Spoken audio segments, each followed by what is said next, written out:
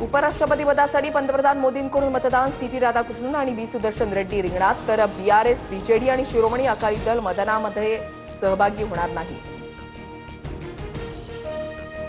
उपराष्ट्रपती पदाच्या निवडणुकीमध्ये एनडीएचा उमेदवार बहुमतानं निवडून येणार. चंद्रशेखर बावनकुळेंसह अनिल बोंडेंकडून विश्वास व्यक्त. एनडीएच्या उमेदवाराला मतदान करण्यासाठी बीजेडी, बीआरएससह शिरोमणी अकाली दलावर दबाव.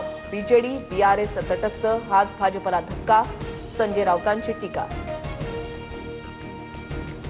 मराठी पत्रकार संघाकडून मुख्यमंत्री फडणवीसांना फिनिक्स पुरस्कार. काहींना वाटलं माझी राख होतीये, मात्र मी तेवढ्यात भरारी घेतली. त्यांपासून पळालो नाही, फडणवीसांचा विरोधकांना टोला.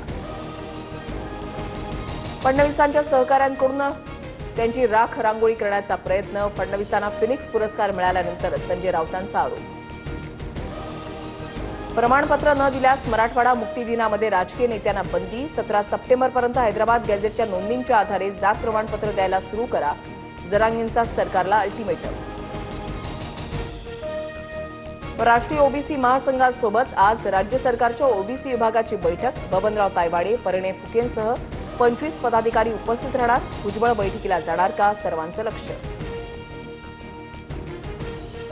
मुंबईतील ठाकरेंच्या सेनेचे माजी नगरसेवक संपर्कात. दसरा मेळाव्यानंतर आम्हीच धमाका करणार, कृपाल कुमारेंची टीका. तर स्वतःचा पक्ष भाजपमध्ये विलीन होतोय, ते आमच्यावर काय बोलतायत, राऊतांचा टोला. डोंबिवली रेरा घोटाळा प्रकरणामध्ये 65 अनधिकृत इमारतींवर कारवाईचा बडगा. ठीक नको, आम्हाला न्याय द्या म्हणत इमारतीखाली रहिवाशांचं आंदोलन.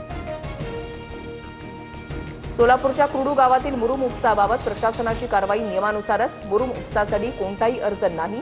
रस्त्याच्या वर्क ऑर्डरचीही मुदत आधीच संपलेली. सोलापूर जिल्हाधिकारी कार्यालयाची माहिती.